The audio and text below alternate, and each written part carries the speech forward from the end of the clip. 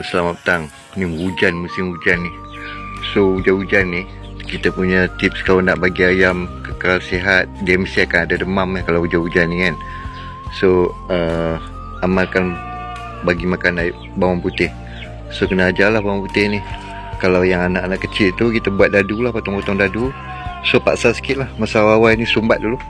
Sumbat dalam mulut dia, lama-lama dia akan terbiasa lah. Dia akan terbiasa. So kita tengok.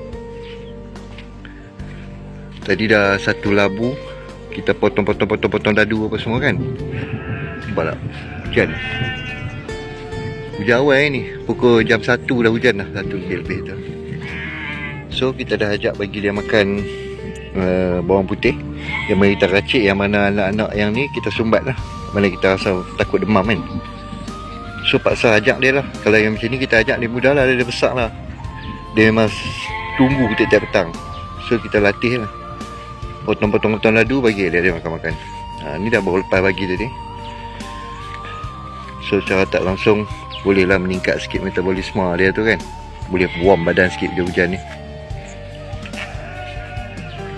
Nampak tak? Lepas makan apa semua dia ceria sikit lah. Sihat sikit. Itu dia. Pokok pun gemuk ni. Okay, ni kita start tanam labu ni untuk ayam. Labu ni kita tanam untuk ayam makan. Sebab apa yang kita tahu, labu nanti kita dah besar, nanti kita ambil, tapi kena rajin lah. So nanti kita potong, kita rebus dulu lah, bagi makan. So bagus lah untuk telur. Untuk apa, telur secara tak langsung boleh jimat dia dedak kan. Kotin pun dah mula berbuah dah, alhamdulillah. Nampak aktif makan, seronok dia. Ini dulu kurung dalam tu, biar dulu sebab hujan Ini hujan awal lah ini. Jam 1 bila hujan lah. So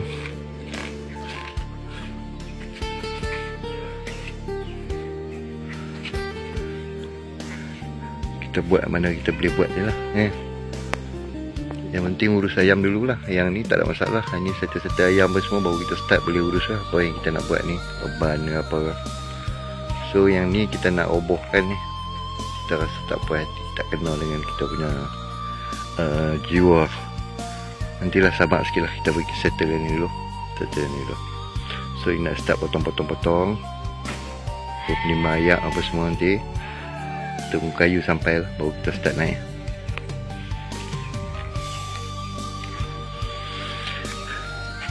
Ni insyaAllah lah, ada waktu yang cantik nanti kita akan start robohkan. Alhamdulillah. Air pun banyak, air telaga. Nak tengok air telaga? Kalau nak tengok air telaga, tengok.